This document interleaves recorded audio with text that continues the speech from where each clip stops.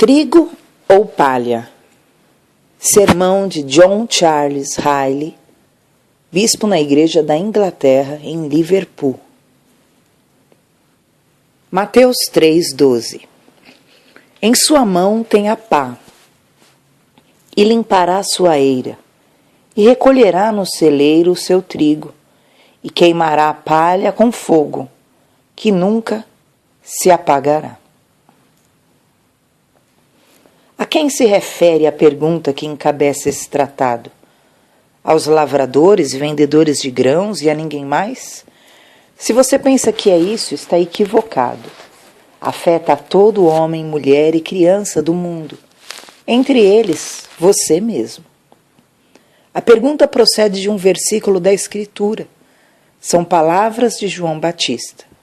São profecias sobre o Senhor Jesus, e uma profecia que ainda não se cumpriu. Só Deus sabe quando se cumprirá. O convido a considerar as grandes verdades que esse versículo contém. Convido que me escute enquanto desdobramos seu conteúdo e o apresentamos em ordem. É possível que sejam palavras que atinjam um ponto certo na sua alma. Quem sabe se minha pergunta o ajudará a que seja hoje o dia mais feliz da sua vida. Escute antes que você volte ao curso de sua vida diária, antes que se entregue à indolência ou se lance à loucura. Escute alguém que ama sua alma e que gostaria de ajudá-lo a ser salvo. Ajudar-te a aproximar-se de Cristo. Quem sabe o que acontecerá amanhã? Escute-me por alguns minutos com calma e eu lhe mostrarei algo da palavra de Deus. Primeiro, deixe-me lhe mostrar, em primeiro lugar, as duas grandes classes nas quais o mundo está dividido.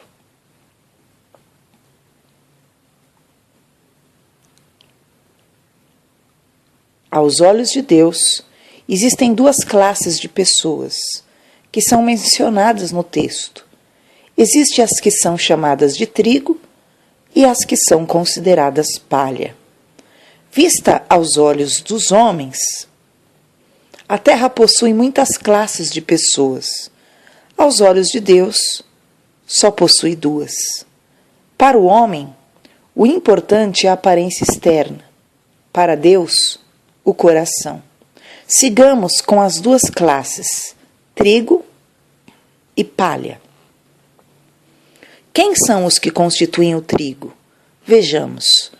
O trigo são todas as pessoas que creem no Senhor Jesus Cristo, que são guiadas pelo Espírito Santo, que se sentiram pecadores e que têm apelado ao refúgio que o Evangelho oferece para a salvação delas. Todos os que amam ao Senhor Jesus, vivem e servem ao Senhor Jesus, têm tomado a Jesus como apoio e a Bíblia como guia, que tomam o pecado como seu pior inimigo e ao céu como seu único lar.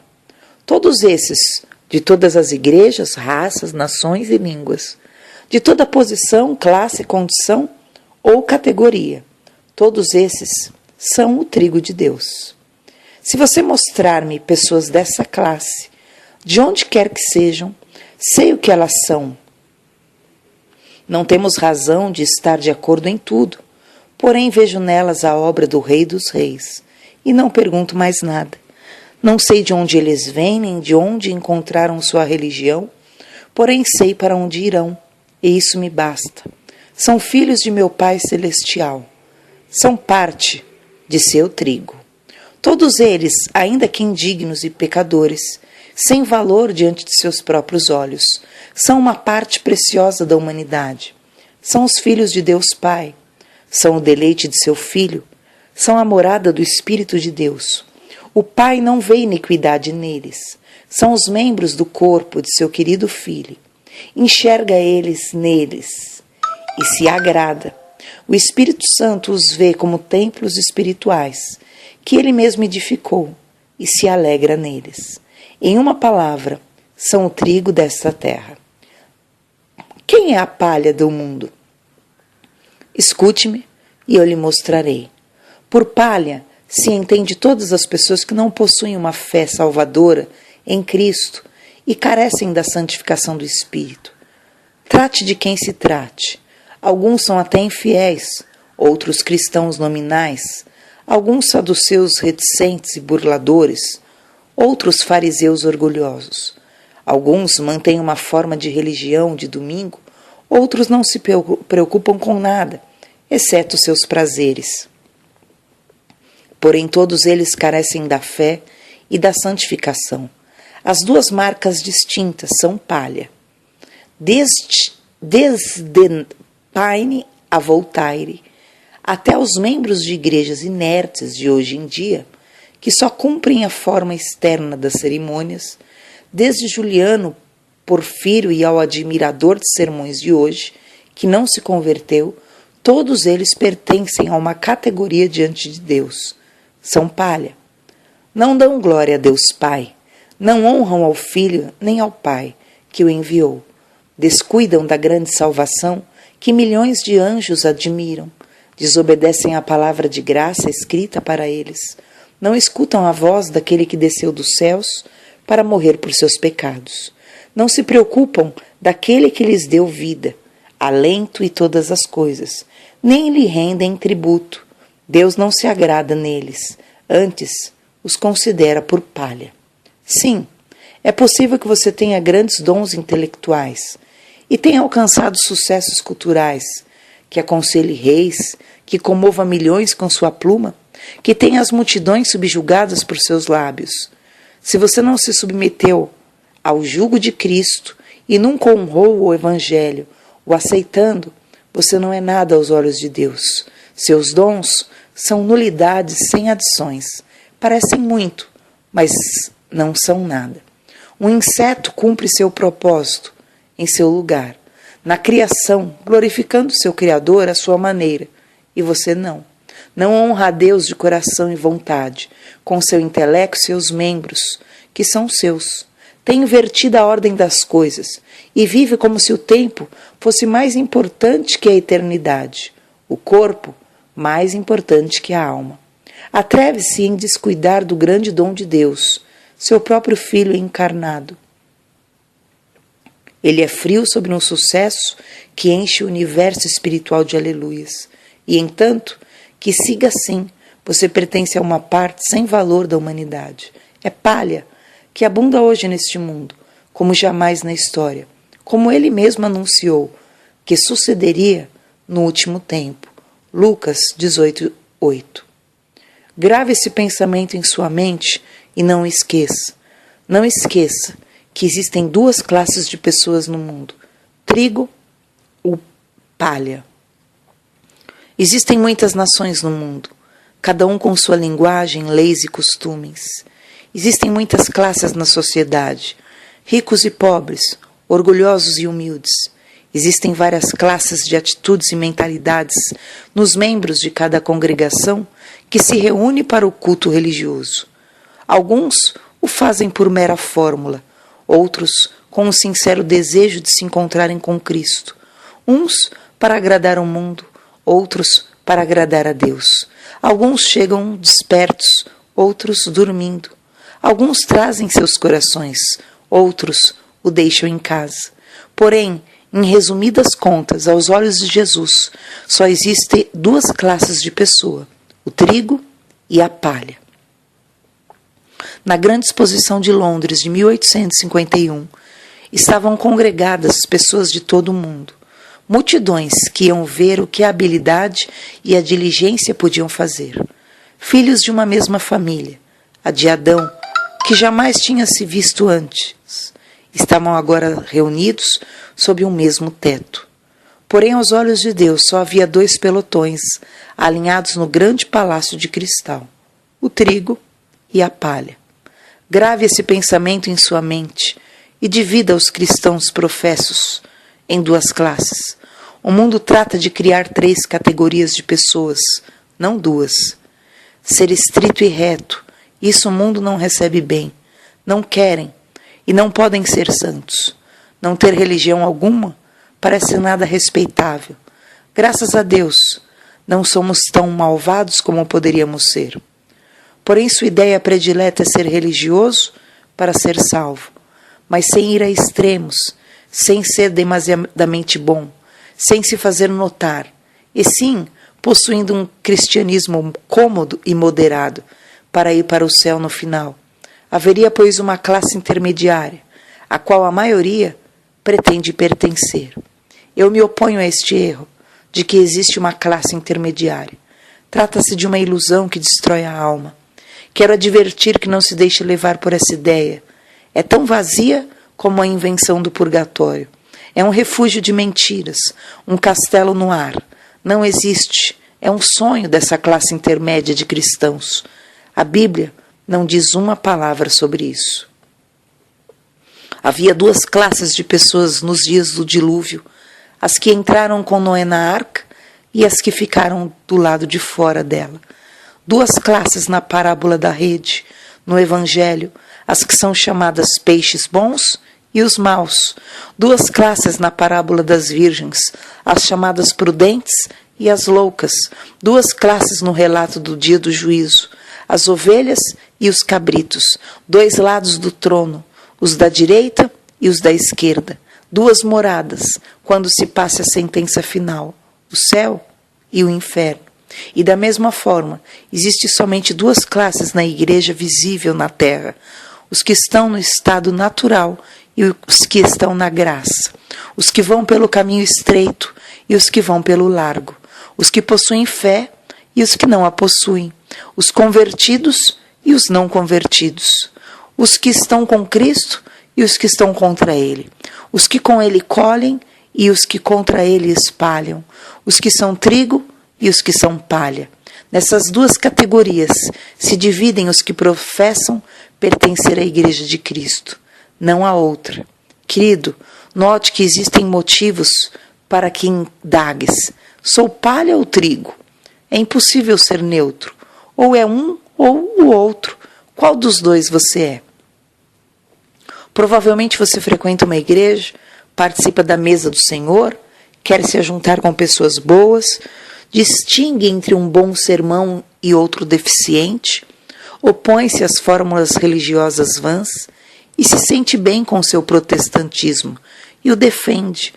Está afiliado a sociedades religiosas e assiste suas reuniões. Lê livros religiosos, tudo isso é excelente e mais do que se pode dizer de muitos. Porém, contudo, isso não contestou de modo categórico a minha pergunta: você é trigo ou palha?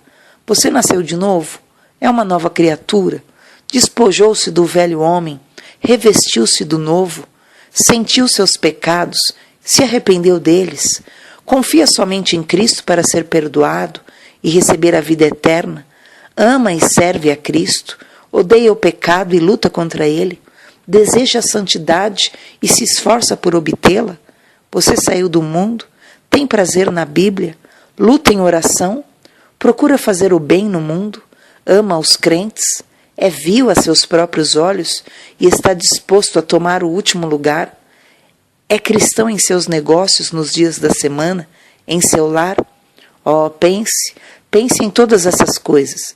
E depois, provavelmente você poderia responder melhor. Qual é o estado de sua alma? Rogo que não se desvie da pergunta, por mais que não goste dela, ainda que ela fustigue a consciência e lhe parta o coração. A conteste, ainda que ela o coloque ao descoberto e lhe faça ver os perigos que você teme. Não descanse até que saiba qual é a sua situação com Deus. É 1000 vezes melhor descobrir que está em mau caminho e poder se arrepender do que viver na incerteza e perder-se eternamente. Recorde-se da pergunta, medite nela. Você é trigo ou palha? Segundo, deixe-me que lhe mostre, em segundo lugar, o momento em que as duas classes da humanidade serão divididas. O texto que vimos no princípio prediz uma separação. Diz que Cristo um dia fará com sua igreja o que o campesino faz com seu trigo. O trilhará, ele o limpará com de novo sua eira, e logo o trigo e a palha ficarão separados. Agora eles estão juntos. Bons e maus se encontram mesclados na igreja, já visível de Cristo. Os crentes e os não crentes, os convertidos e os não convertidos, os santos e os imundos. Todos eles são chamados de cristãos, reúnem-se juntos, se ajoelham juntos, escutam os sermões juntos e recebem o pão e vinho na mesa do Senhor juntos. Porém, nem sempre será assim. Cristo virá pela segunda vez, com a pá em sua mão. Limpará sua igreja, como outrora purificou o templo.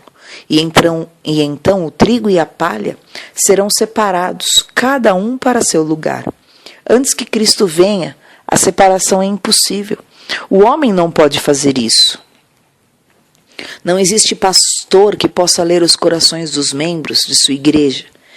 Ele pode falar claramente com decisão para alguns, mas isso é tudo. Quem tem azeite em sua lâmpada e quem não tem, quem possui graça e quem não possui, quem é filho de Deus e quem é do diabo, isso ele não pode dizer. A pá não está na mão do pastor. A graça é muitas vezes débil e se parece com a velha natureza.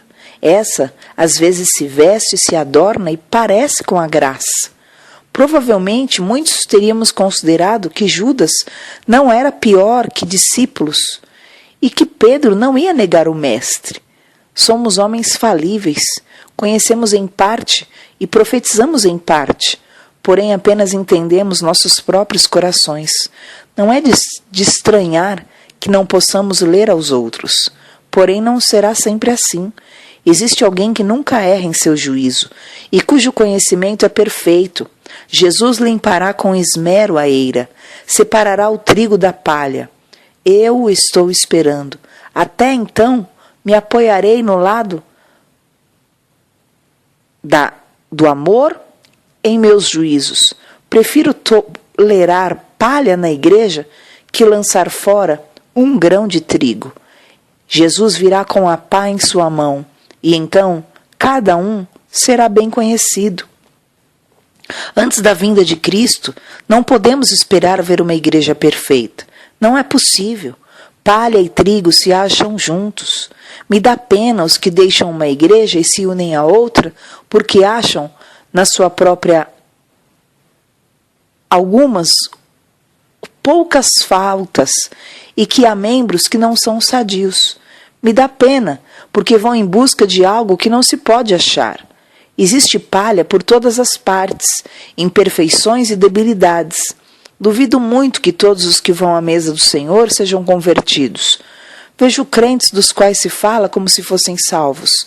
Às vezes vejo crentes contritos e santificados que parecem carecer da graça.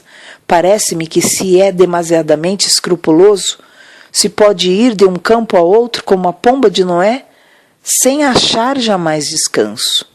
Você deseja uma igreja perfeita? Então espere que o dia do Senhor amanheça.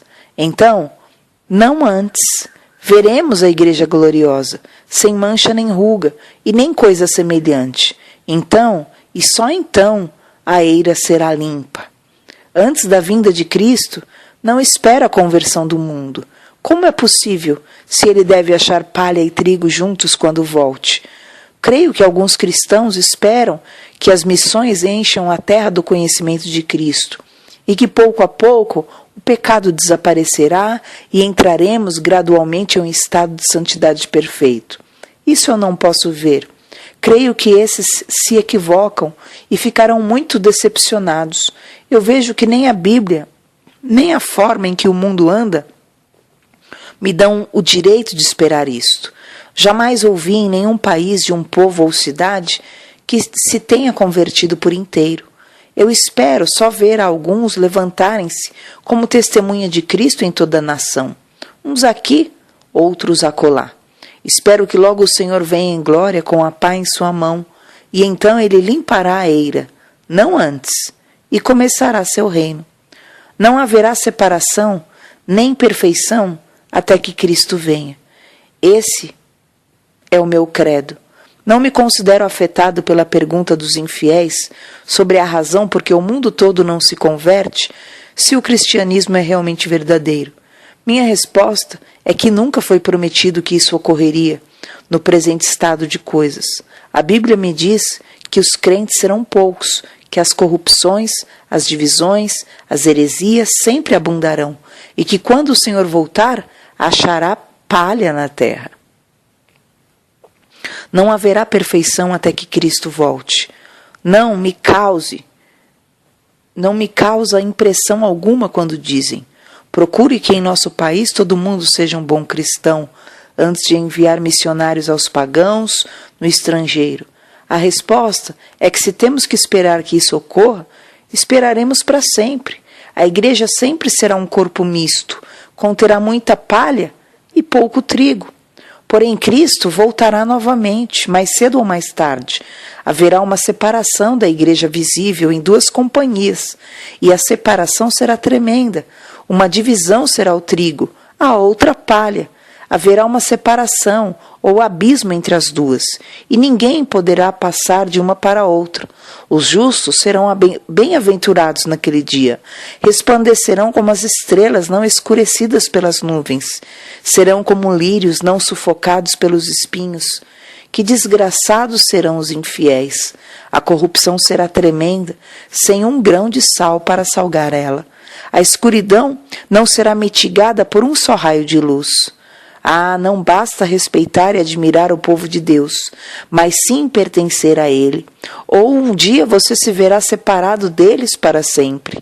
Não haverá palha no céu. Muitas serão as famílias, da qual um será tomado e o outro será deixado.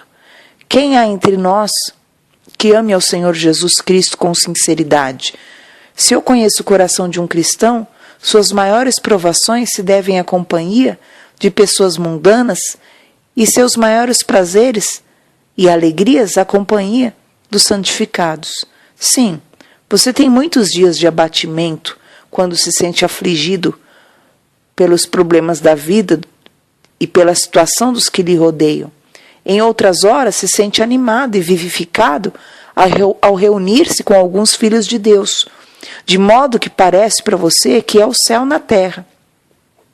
Eu falo ao seu coração. Isso não é verdade?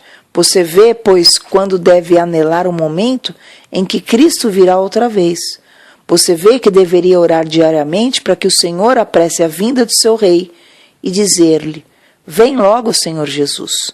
Então, e só então, haverá uma comunhão pura e sem mistura.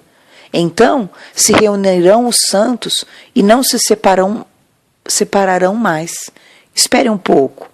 As zombarias, os desprezos terão terminado, e o mesmo com as risadas e do ridículo, das calúnias e das falsidades. Seu Senhor virá e defenderá sua causa. Então, como Moisés disse para Coré, o Senhor mostrará quem são os seus. Se o teu coração não é reto à vista de Deus, deve pensar na aparição de Cristo com temor e tremor.